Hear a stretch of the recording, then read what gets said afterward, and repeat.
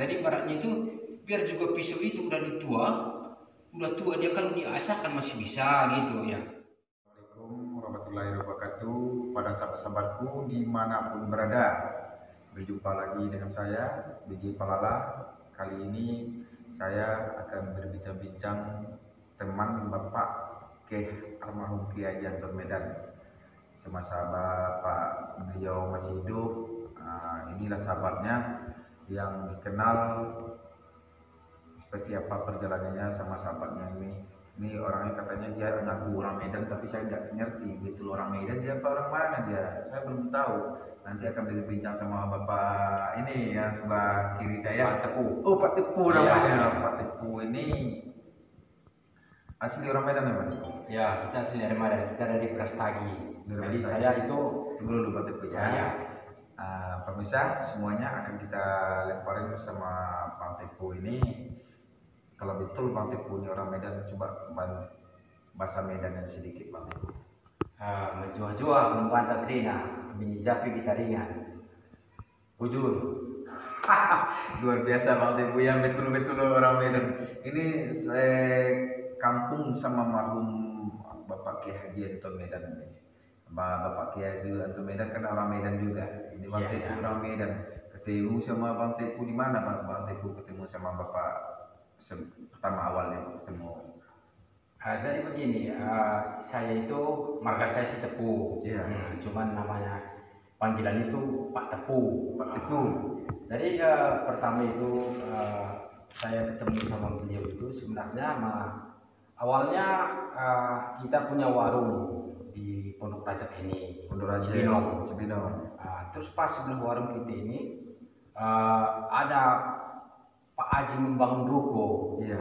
Jadi setiap hari ketemu begitu dia ya nongkrongnya lah kata orang itu di warung kita. Oh, nongkrong di tempat Pak Iya. Tepu ya. Tapi perkenalan sebatas itu aja, dia beli rokok, beli minum, udah sebatas itu aja.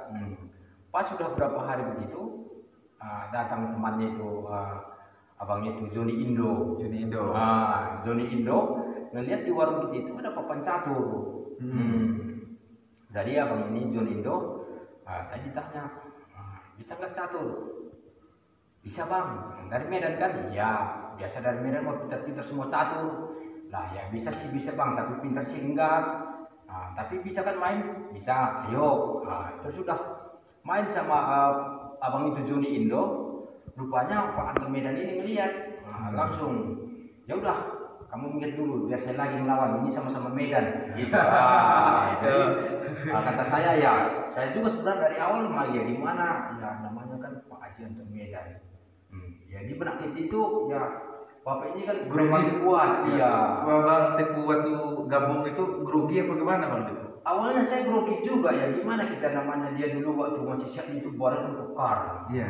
Tinggi besar. Iya. Terus kata saya main sama preman ini. Saya kan agak grogi juga. Jadi pas gitu main gitu, bapak ini ya saya bikin menang. Dia senang. Saking dia senang itu kan, ya saya juga sebagai pedagang itu kan senang juga. Soalnya dia rokok minum kan terus ya. Itu mancing Bang Tepu memenangkan dia mancing untuk supaya datang itu semua ya. Iya, soalnya kan luar biasa. soalnya dia kan kadang-kadang bapak ini kan perokok berat. Iya. Rokoknya Samsung. Jadi kami kadang-kadang main catur itu bisa dari jam 8 malam sampai jam 1. Ini warung udah ditutup. Tapi dibuka aja itu khusus untuk kami catur. Soalnya dia kan ada bangunannya di depan itu proyek. Jadi ada proyeknya itu, ya dia kan menjaga mengawasi. Kami main catur aja terus. Terus apanya itu dia kan kadang-kadang catur gitu, rokok 3 bungkus, minuman, terus anak-anaknya juga yang kerja malam itu di warung kita belanjanya, ya saya mah kasih aja dia terus menang gitu. Habis selama itu udah selesai juga bangunannya itu, udah berlanjut hubungan kami gitu. Dalam kata berlanjut hubungan itu apa-apa gitu curhat. Iya, saling dicerita sama saya, ya gimana lah perjalanannya itu. Mulai dia dari tebing tinggi, ini kan dari tebing tinggi Medan. Iya, memang sebenarnya jarak kampung kami itu agak jauh, dia tebing tinggi, saya di Brastagi. Cuman Kalau di sini kan udah dibilang sama-sama dari Medan. Nah, terus sampai situ ya kami terus ya, hubungan aja terus gitu dia juga udah senang ngobrol sama saya. Nah, jadi apapun itu diceritain sama saya. Terus udah begitu udah catur terus. Saya bilang udah sekian tahun itu soalnya kami itu kalau nggak salah dari 2007 udah kenal. 2007. Dari 2007. Jadi bagaimana perjalanan dia itu dari dia ya istilahnya dari Medan ke Jakarta. Di Jakarta dia jadi gelandangan ada berapa bulan gitu diceritakan semua. Jadi udah lama saya bergaul gitu saya juga udah bisa juga menjiwai dia gitu. Banyak ilmu-ilmu yang saya dapat dari dia itu soalnya biar juga dia kata saya itu preman, tapi preman itu kalau kita istilahnya itu lembut juga dia mah banyak ilmu-ilmu yang bisa kita dapat gitu. Untuk dalam usaha ya Bang? Iya dalam usaha. Jadi dia kan usaha ini begini bu, begini. Jadi saya udah menganggap dia sebagai orang tua gitu. Justru kan gimana ya? Kan pernah dibilang sama saya, kalau bergaul itu jangan kamu lihat orangnya, lihat gimana caranya bergaul. Nggak mesti ya kayak saya itu orang Cina bergaul sama orang Cina, enggak. Siapa aja boleh digaul. Iya, siapa aja boleh. Nah, tapi kamu bergaul itu harus dapat ilmu. Saya juga selama saya di penjara itu, saya bukan apa, saya baca Al-Quran terus di dalam itu gitu. Jadi saya juga justru menganggap orang tua ya main catur gitu, ya saya bikin menang. Soalnya kalau saya menang, dia langsung udah dah pusing gitu. Pulang dia. Iya, tapi kalau saya kasih menang bisa saya ditahan sampai tengah malam gitu. Ayo terus ya. Pernah kami itu sering kami main catur itu di rumah bapak ini di pondok ini. Jadi gini loh Bang Tepu, sama dulu kan di depan itu, maka Bang tahu Bang Tepu datang ke sini awalnya bagaimana diajak dari bapak ke rumah. Nah, dari itu materi udah berlanjut terus kami ya dia cerita gitu sama saya kan. Pas dia libur, kadang-kadang kan gini, nelpon saya, lagi di mana? Ya lagi di warung Pak. Ya udah ntar kalau udah nutup main ke pondok ya. Emang ada apa Pak? Main catur. Terus suatu saat saya tanya, Pak, Bapak nggak capek main catur terus? Kita sampai tengah malam. Saya ini udah berumur. Jadi kalau otak saya ini nggak diasah, jadi pikun. Jadi kalau main catur gini, saya kan berpikir. Jadi otak itu masih jalan gitu. Kalau udah umur di atas saya ini, harus berpikir, tapi ada batasnya. Jadi ibaratnya itu biar juga pisau itu udah tua dia kalau diasah kan masih bisa gitu ya. Oke Pak, nggak apa-apa dah. Saya kesini juga ya nemani bapak main catur, saya nggak aja bapak udah orang tua ya sekalian hiburan bapak, saya bilang ya bagus gitu. Habis dari itu kadang-kadang itu ke pondok ini bisa 2 kali sehari saya kesini ya cuman gitu kalau udah capek catur udah lu pulang dulu gua tidur. Jadi bagi saya ya nggak masalah. Soalnya kan udah teman akrab gitu, udah saya nggak sebagai orang tua itu. Makanya kalau ke pondok itu juga saya masuknya bebas, saya masuk sini. Soalnya ya keluarga juga kan udah kenal ya, anak-anaknya semua ya Pak Depo ya. Iya, soalnya ya sebagian juga teman-teman Pak Haji ini dulu yang latar belakang sama-sama preman banyak juga saya tahu. Soalnya pas kami main catur kadang datang temannya bawa makanan, ngumpul bareng. Ya saya mah ya ngadapinnya ya biasa aja. Ya bukan mesti ini preman gitu, enggak. Soalnya bapak ini kan bilang kamu bergaul sama siapa aja bisa. Tapi masih dalam batas wajar-wajar aja, silahkan. Jadi kalau kamu bergaul itu harus dapat ilmu dari dia. Orangnya di mana gitu. Ya bagus Pak, saya bilang sampai dia itu istilahnya bapak ini juga sakit, masih sering saya ke pondok ini. Waktu bapak sakit, Bang Tepu sering kesini lihatnya bapak ya. Iya sering. Itu hubungan baik Bapak Tepu sama Bapak almarhum Adi Anton berhubung baik sama keluarga semuanya Pak ya. Iya, ya berhubung baik. Soalnya kan gitu. Kadang ya gimana ya? Pas juga kami catur, keluarga datang. Jadi kalau gitu juga udah kenal lah gitu. Apalagi Bu Haji mah ya udah tahu persis. Soalnya kadang-kadang kan catur sampai tengah malam, sampai makanan dipesan dari luar, makan pagi di situ, selesai makan catur lagi, gitu. Soalnya ya gitu, dan memang hobi bapak ini catur. Hobinya catur ya. Hobi sekali dia catur. Untuk ngasah pikiran ya. Untuk masa pikiran katanya biar ya udah umurnya sampai itu biar gak pikun. Pikun ya. Nah, bapak juga kan gak pikun orang. Iya. Kalau lihat ngomong ingatnya tajam tinggi. Iya. Luar biasa bapak. Iya, ya luar biasa ya. Kayak gitu tadi sebenarnya ya memang ya kadang orang ya berprinsip itu gimana, justru dia dulu preman ya, termasuk preman ya paling kuat zaman itu kan, ya bikin orang gimana kan. Tapi kalau kita udah bergaul udah biasa kok. Dari dunia hitam sampai ke dunia terang dia. Iya, sebenarnya dia gimana ya, kita juga kayak masih ya dibandingkan sama dia kita jauh lebih muda kan. Nah, jadi sama kita itu ya banyak dikasih saran-saran gitu, Dikasih pandangan yang baik ya Pak. iya dikasih.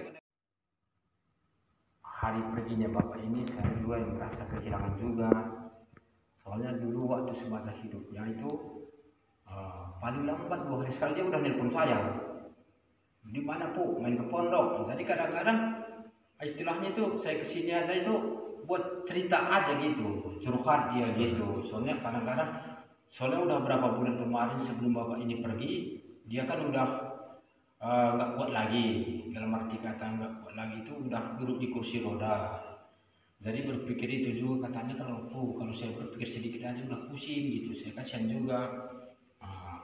Jadi ya selama ya apa itu ya masih sering saya kesinilah melihat bapak ini. Cuman pas hari apa itu ya itulah kami kumpul sama teman-teman juga sering di sini waktu dia masih sakit juga sering datang teman itu dari Bogor kayak Pak Tisna, kayak Bang BJ, Bang Edi. Ya sering juga kami menghibur bapak ini, soalnya ya kami semuanya itu menganggap dia sebagai orang tua. Itu makanya ya. Soalnya bapak ini juga sakit, kalau kami datang itu masih ya biar juga dia udah lemas, fisiknya udah kurang.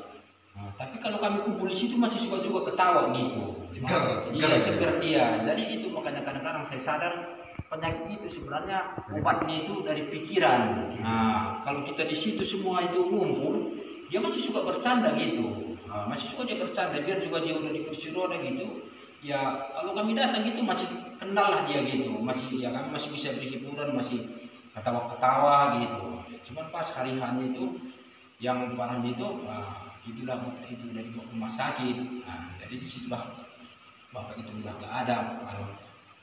Jadi ya kami juga sebenarnya semua teman-teman ini merasa kehilangan lah. Soalnya itu kami udah anggap sebagai orang tua, sebagai guru yang bisa memberikan ilmu untuk panduan hidup gitu. Jadi seseorang itu biar juga latar belakang dia dari preman.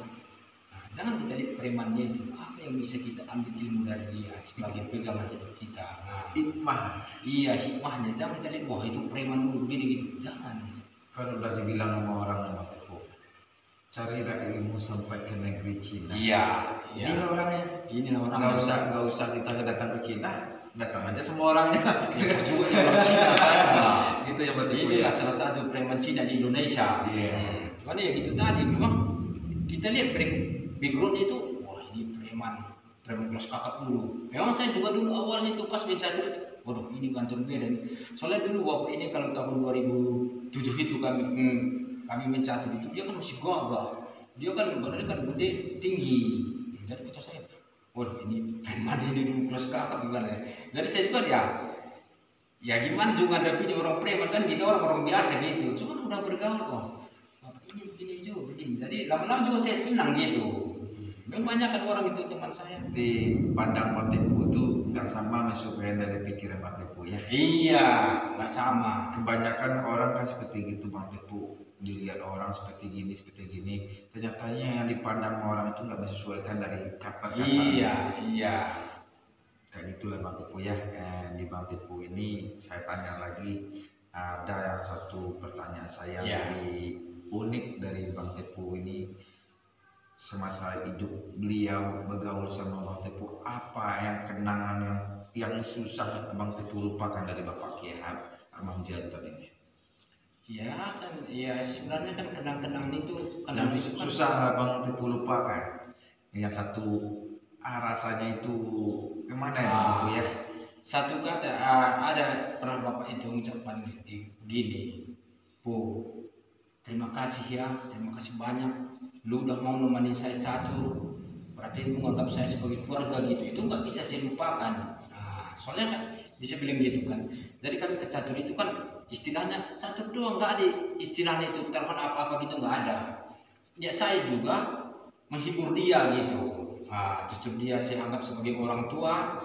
Soalnya saya juga kadang-kadang kalau ada masalah apa gitu saya cerita ke dia gimana solusinya gitu.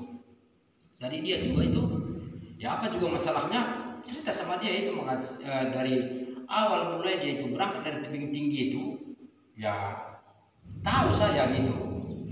Cerita ya Pak Teguh ya. Iya, dia dari awal itu gimana dia sama orang itu, makanya dia jatuh ke begini.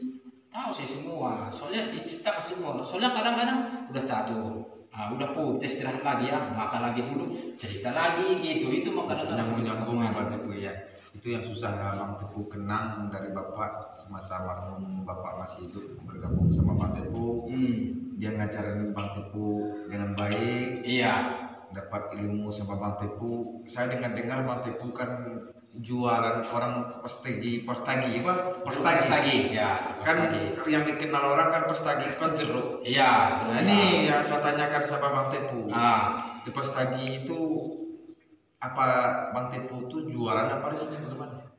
Ya kalau kita di sini kan jualan jeruk prestagi. Wah, ini nih orangnya nih. Bandar sama pisang barangan. Pisang barangan.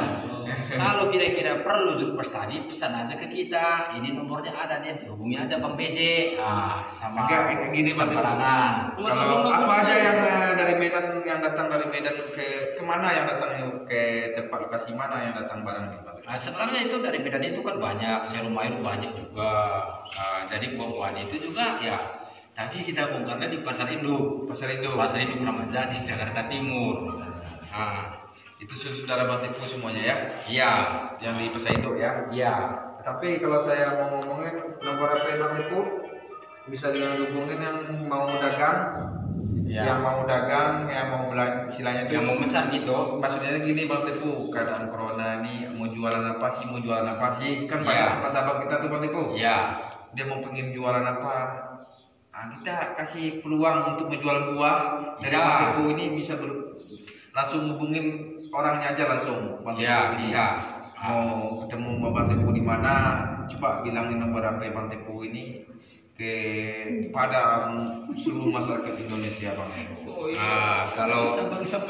Kalau ya bapak-bapak sama ibu-ibu perlu jeruk Medan untuk hajatan, ya tinggal pesan nomor telepon 081 yang pelan ya Bang Teguh ya supaya bisa orang nyimak ya Bang Teguh ya. 385 744 933.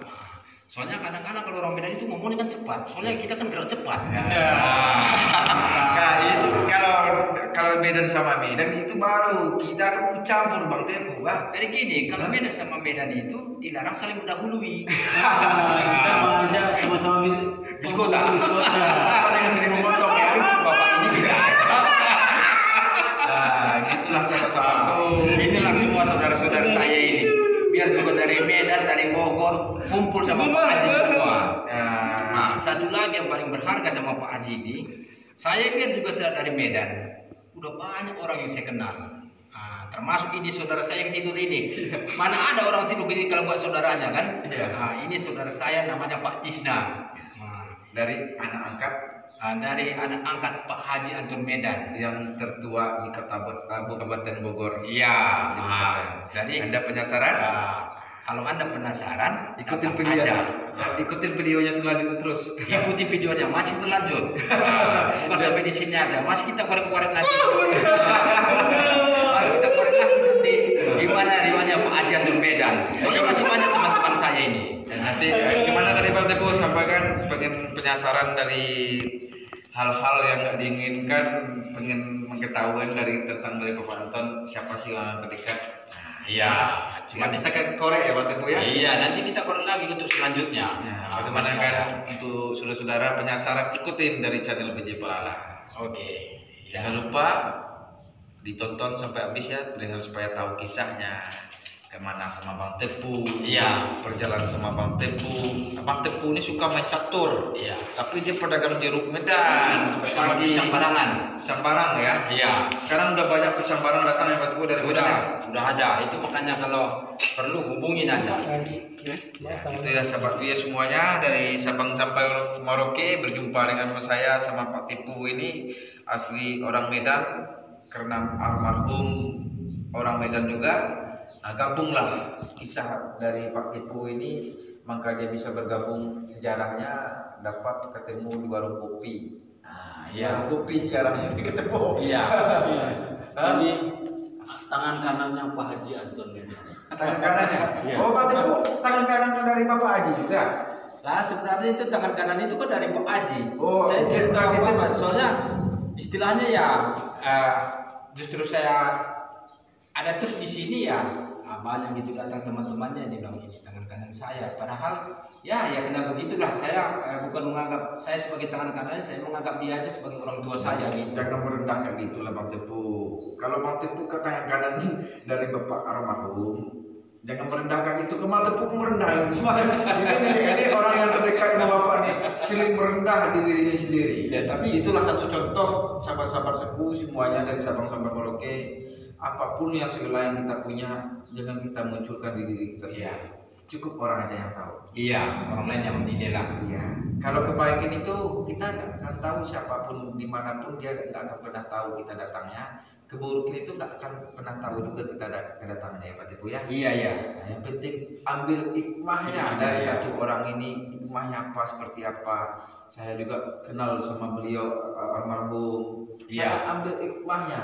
Bukan masalah orang bilang-bilang itu nggak menyesuaikan dari pikiran kita itu dengan pikiran orang. Iya. Gitu aja ya Pak Tepu Ya, ya. soalnya kayak gini, kita juga udah menganggap seperti saudara kan? Iya. Karena beliau kan, Iya. itu makanya saya bilang Hubung tadi. kita tuh suami kita tuh nyambung ya Bang. Iya, Ya. kita Bang, boleh. kalau Bang Tepu dari Medan Sumatera Barat, Sumatera Utara, saya Sumatera Barat. Iya. Dari Minang, kata orang-orang Minang itu kan dari Minang, orang Iya. Sumbar katanya. Iya. Nah, itulah saudara saya semua.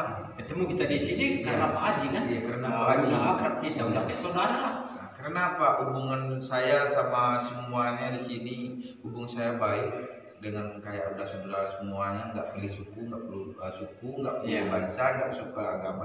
Penting hubung kita baik. Iya. Nah, kita berteman itu nggak pilih siapa kata bapak ya. Iya. Siapa aja gabungin. Iya. Dari kecil saya merantau sampai dewasa sekarang sampai saat ini saya bergabung siapapun saya akan teman. Iya. Saya ambil ilmunya. Lagi ngasah pisau ini Bang Tepu. Iya. Lagi ngasah pisau ini Bang Tepu. Nah, makanya lah ketemu lah Bang Tepu ini di sini. Nah, sahabat-sahabatku mudah-mudahan satu bermanfaat berbincang-bincang kenangan dari Bapak Bang Tepu ini sama beliau. Mudah-mudahan sahabat-sahabatku semuanya dapat mengambil hikmah dari Bang Tepu Iya. ini, kemana Bapak mengajar dia dengan baik, cara bisnis, cara dagang, apapun ya, cara Iya. berteman, cara kehidupan diri sendiri. Inilah orang yang terdekat, kenal juga sama Pak Tepu yang untuk main catur. Iya. Dari awalnya main catur, Main perkenalannya. catur, iya. Perkenalannya itu main awalnya catur ya Pak Tepu ya. Iya. Sampai saat ini itu Bapak Tepu ini kemana ya bahasa Medan itu aras, aras. Ya cukup sekian dulu ya teman-temanku semuanya ya. Satu dapat kisah dari Bang Tepu ini. Kalau pengen penasaran ikutin dari channel saya terus seperti apa kisahnya untuk sahabat-sahabatnya lain. Ikutin terus Ya. yang BJ Pala ya Bang Tepu ya. Iya. Kecil di kampung, gede di kota. Iya. Kayak dibilang Pak Haji, memang kita dari kampung, tapi kita jangan kampungan. Makanya Itu bilang Pak Haji. kalau Pak Haji kan kecil di kampung, gede di kota. Iya. Sama BJ Pala. Itu makanya katanya kita dari kampung, Eh. tapi cara berpikir kita jangan kampungan. Kalau kampung itu kan terlalu pendek Bang. Iya. Kalau udah nyampe di kota tuh sepanjang jalan kita Bang Tepu. Iya. Kalau di kampung, cara kampung kita sepanjang penggalan Bang Tepu. Iya. Karena kita nggak pernah luas bergaul, makanya pendek pikiran kita Bang Tepu. Kalau kita udah luas bergaul, di situ tuh ilmu akan mendapatkan di kita. Tergantung niat hati kita yang baik. Bergaul lah sama siapa. Iya. Yang penting nawa itu kita tuh jangan salah ambil langkah. Itu ya Bang Tepu ya. Iya. Oke. Carilah tanamlah yang baik, baik itu akan muncul terus. Kalau kita tanam yang buruk, buruk itu akan muncul terus. Gitu betul. Oke. Oke. So, untuk saudara-saudara teman-teman Mantipu gimana kasih info dikit. Bahasa Medannya Mantipu.